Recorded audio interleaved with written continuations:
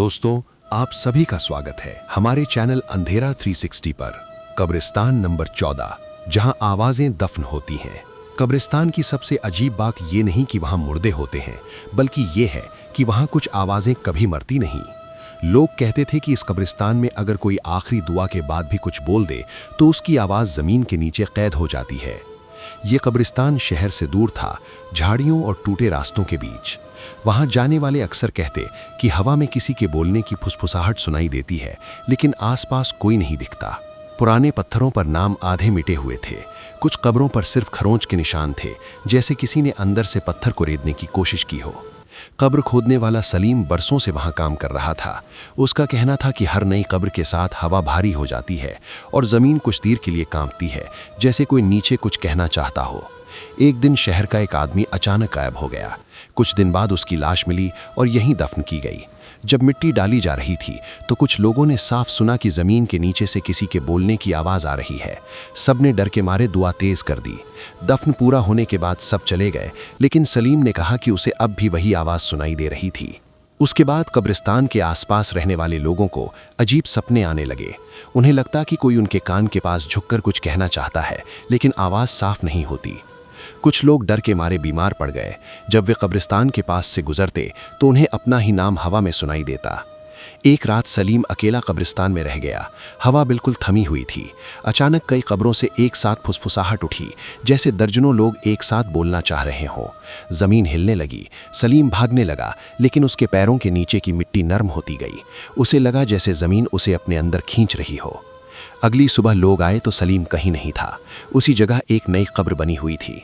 उस कब्र पर कोई नाम नहीं लिखा था, लेकिन लोग कहते हैं कि जब भी वहां से कोई गुजरता है उसे एक जानी पहचानी आवाज सुनाई देती है जो कहती है, अब तुम सुनोगे। आज भी कब्रिस्तान नंबर 14 में कोई ज्यादा देर नहीं रुकता, क्योंकि वहां सिर्फ जिस्म नहीं, आवाजें भी दफन होती हैं। कब्रिस्तान नंबर 3, जहां साए गिनती करते हैं। लोग कहते थे कि इस कब्रिस्तान में साया कभी अकेला नहीं चलता।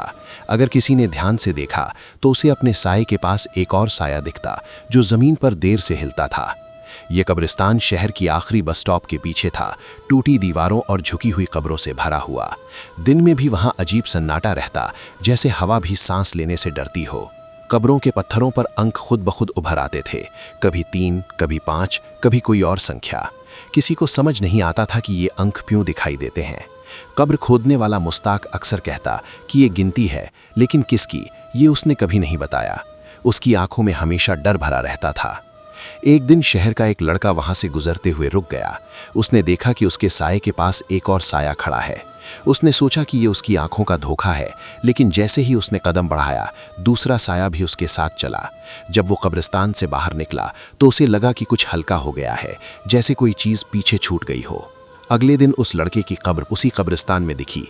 पत्थर पर कोई नाम नहीं था, सिर्फ एक अंक खुदा हुआ था। मुस्ताक ने धीरे से कहा कि गिनती पूरी हो गई है।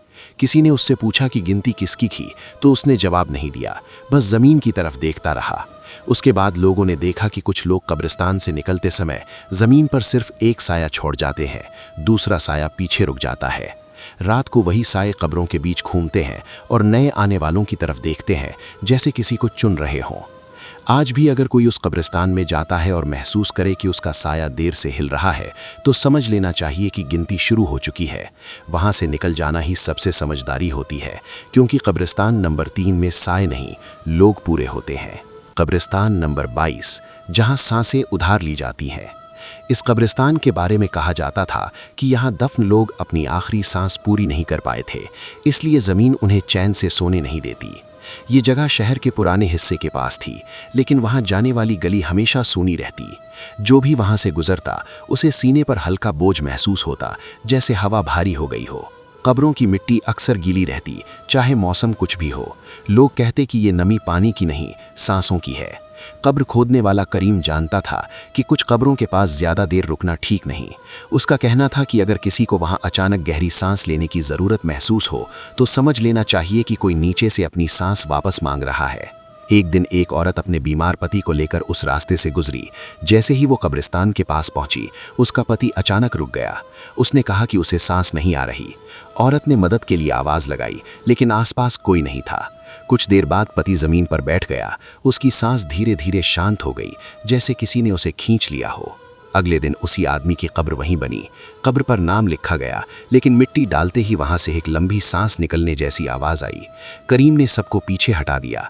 उसने कहा कि ये कब्र अभी पूरी नहीं हुई है। उसके बाद से लोग बताते हैं कि अगर कोई वहां खड़ा होकर अचानक राहत की सांस ले तो किसी और की सांस टूट जाती है। कुछ लोग कहते हैं कि उन्होंने अपने आसपास किसी अदृश्य मौजूदगी को गहरी सांस लेते हुए महसूस किया है, जैसे कोई जिंदा रहने की कोशिश कर रहा हो। आज भी उस कब्रिस्तान में कुछ कब्रें ऐसी हैं जिनकी मिट्टी कभी सूखती नहीं, और जो वहां ज्यादा देर रुकता है उसकी सांसें धीरे धीरे उधार हो जाती हैं, क्योंकि कब्रिस्तान नंबर 22 में सांसें खत्म नहीं होती, बस मालिक बदल लेती हैं। कब्रिस्तान नंबर 17, जहां कदम लौट कर आते हैं।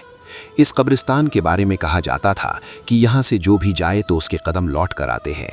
जगह शहर के पुराने तालाब के पास थी। दीवारें टूटी हुई, फाटक आधा झुका हुआ, और अंदर जमीन पर कदमों के निशान हमेशा दिखते रहते थे। अजीब बात यह थी कि वे निशान अंदर की ओर जाते थे, बाहर की ओर कभी नहीं। जो लोग वहां से गुजरते उन्हें लगता कि कोई पीछे पीछे चल रहा है। मुड़कर देखते तो कुछ नहीं होता, लेकिन जमीन पर अपने कदमों के साथ एक और जोड़ी कदम साफ दिखाई देती। अब जो लोग वहां से गुजरते उन्हें लगता कि कोई पीछे पीछे चल रहा है। मुड़कर देखते तो कुछ नहीं होता, लेकिन जमीन पर अपने कदमों के साथ एक और जोड़ी कदम साफ दिखाई देती। कब्र खोदने वाला अकरम कहता था कि ये कदम उन लोगों के हैं जो जाना चाहते थे, मगर जमीन ने उन्हें लौटा दिया। एक दिन एक आदमी अपने खोए हुए भाई को ढूंढते हुए वहां पहुंचा।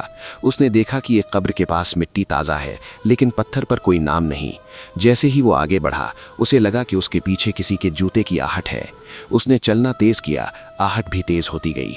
जब वो रुका तो आहट भी रुक गई। नीचे देखा तो जमीन पर 2 जोड़ी कदम थे, एक उसके, एक किसी और के।